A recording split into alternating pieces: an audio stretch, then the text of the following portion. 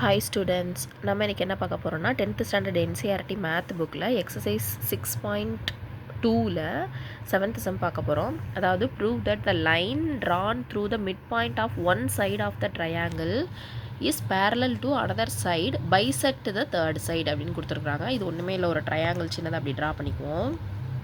ஒரு ட்ரையாங்கிள் என்ன ட்ரையாங்கிள் நம்மளாம் வச்சுக்கலாமா, ஏபிசின்னு வச்சுக்குவோம். Line draw through the mid point of, இப்போ இதோட மிட் பாயிண்ட் ஒன்றுன்னு வச்சுக்கோ. இந்த இடத்துல one side of the triangle one side of a triangle parallel to another side bisect the third side அப்படின்னு கொடுத்துருக்கு. சரி, ஓகே. இப்போ சொல்யூஷன் பார்த்து எழுதிட்டே வருவோம். லெட் ட்ரையாங்கிள் ஏபிசிபி ஒரு ட்ரையாங்கிள் எடுத்துக்கிட்டோம். இப்போது let ஏபிசின்னு எழுதிட்டோமா, let D be the midpoint of side, ஏதாவது ஒரு சைடுக்கு மிட் பாயிண்ட் வச்சுக்கலாம். எந்த சைடுக்கு, ஏபிக்கு வச்சுக்கலாம். ஏபிசி இருக்க இந்த டிங்கிறது மிட் பாயிண்ட்னு எடுத்துட்டோம். சரியா?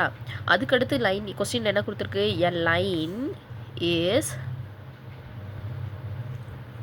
drawn through D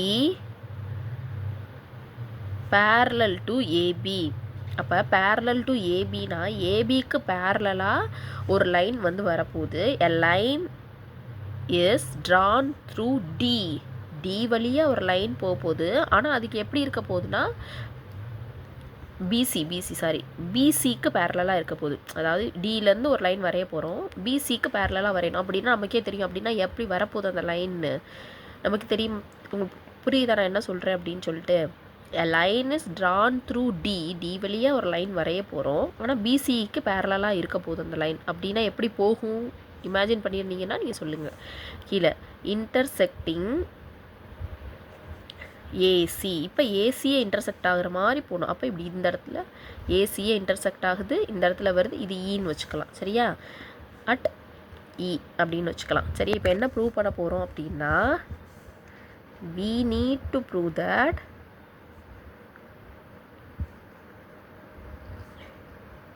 E is the midpoint of AC. இப்போ E is the midpoint of ACன்னு ப்ரூவ் பண்ணணும். இது ஒன்றும் கிடையாது, ஈஸி தான். பை பிபிடி பேசிக் ப்ரொபோஷனாலிட்டி தியரத்துலேருந்து என்ன எழுதிடலாம், DE is parallel to BC. கரெக்டாக? ஆமாம், டிஇயும் பிசியும் பேரலல் எழுதியாச்சு.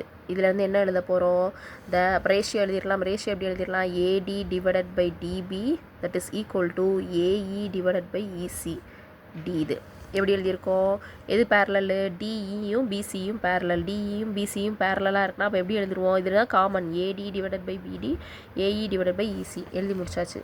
அதே மாதிரி இப்போ இன்னொரு சைடு எடுக்க போகிறோம். என்ன எழுத போகிறோம், இது இருக்கா, இதோட வச்சுட்டு D is the mid point of AB. ஆமாம், D is the mid point of AB அப்படின்னு தெரிஞ்சிருச்சு. அப்போ எப்படி இருக்கும், மிட் பாயிண்ட்னா என்ன, ஒரு இது மிட் பாயிண்ட்னா இந்த சைடும் அந்த சைடும் ஈக்குவலாக இருக்கும். கரெக்டாக? அந்த டி மிட் பாயிண்ட்டாக இருந்துச்சுன்னா ஏடியும் டிபியும் ஈக்குவலாக இருக்கும். அப்போ எப்படி எழுதியிருப்போம், AD that is equal to AD equal to DB. ஆமாம், இருக்கட்டும். இப்போ AD is equal to BD substitute in, எந்த இடத்துல போய் சப்ஸ்டியூட் பண்ண போகிறோம், இந்த ஈக்குவேஷன் 1ன்னு வச்சுக்கலாமா. ஈக்குவேஷன் 1ல் கொண்டு போய் ஏடி இருக்க இடத்துல எல்லாம் டிபியை போடுங்க அப்படின்னு சொல்லியிருக்காங்க. அப்போ DB divided by DB that is equal to AE divided by EC. இது என்ன ஆயிரும், கேன்சல் ஆகிட்டா 1ன்னு கிடச்சிரும். அப்போ ஆன்சர் என்ன கிடைக்கும், 1 is equal to AE by EC. அப்போ என்ன வரும், AE divided by EC. Okay, அப்போ என்ன எழுதிடணும், E is the